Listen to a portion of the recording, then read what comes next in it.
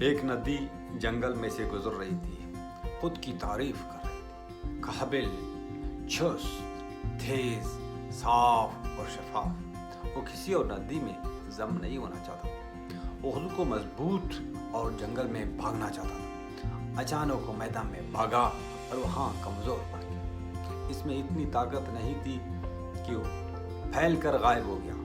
کسی طرح کچھ زیر زمین راستوں سے نکلا، گندگی سے بھرا وہ دریا کے پاس پہنچا اور اس سے شکایت کرنے لگا، اگر یہ گندا میدان نہ ہوتا تو میں خود بہت پہلے دریا بن چکا ہوتا۔